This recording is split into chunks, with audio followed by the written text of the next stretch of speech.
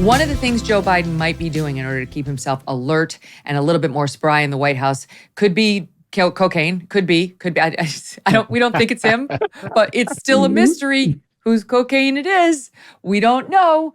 And now the Secret Service is holding a briefing Thursday morning to update us. Trump, who I realize he tweets out truths out a lot of stuff, but he did live in the White House for 4 years. Is saying there's no way the Secret Service doesn't already know whose it is. There's no way. And I tend to believe Trump on that. I tend to agree with him on that. But listen to Karine Jean-Pierre and how indignant she is when she gets asked, can you just say explicitly that it doesn't belong to a Biden? Listen to this. Can you just say once and for all whether or not the cocaine belonged to the Biden family? There has been some irresponsible reporting about the family, and so I got to call that out here. And I have been very clear. Yeah. I was clear 2 days ago when talking about this over and over again as I was being asked a question. As you know, and media outlets reported this, the Biden family was not here. They were not here. They were at Camp David. They were not here Friday. Wrong. They were not here Saturday. They were not here Sunday. They were not even here Monday. They came back on Tuesday.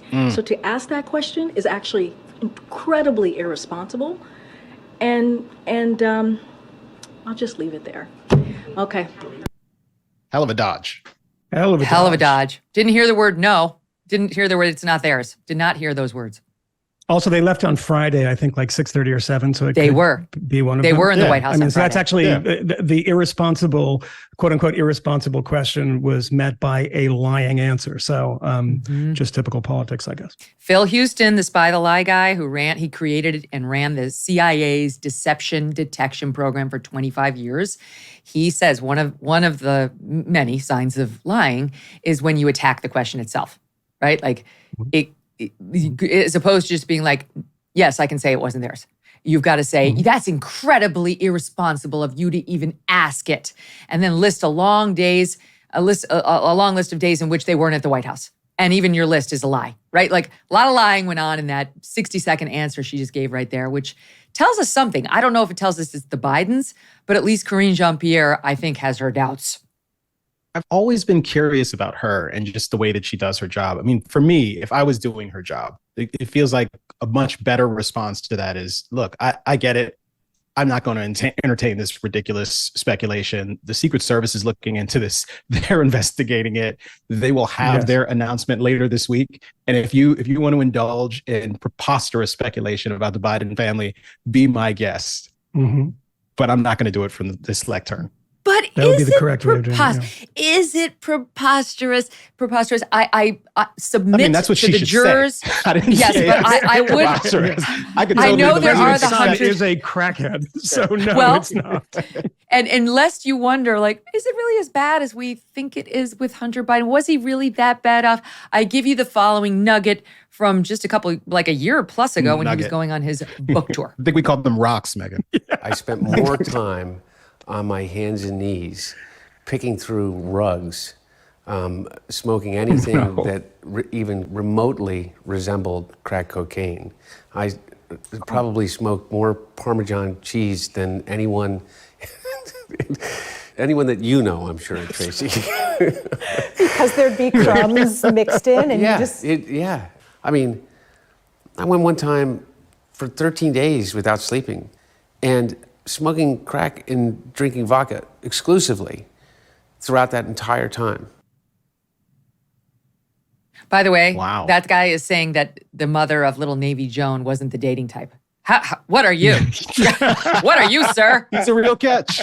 He's devoted. He's resourceful, Megyn. He finds cocaine in the Parmesan or whatever that was saying. I'm going to be looking at my craft in the refrigerator a totally different way. Like what the hell? I was just sprinkling it on pasta. Yeah, I don't know if that is a vindication of him or not, because he clearly does lose drugs, but he also quickly finds them. So maybe he wouldn't have left it at the White House. But I have to say, as somebody who worked as a journalist in D.C., I don't think he's the only candidate. because it is not something that is rare that you don't see around. You do actually, not to sound like Madison Cawthorn, remember him? But, you know, there's a lot of cocaine and stuff around.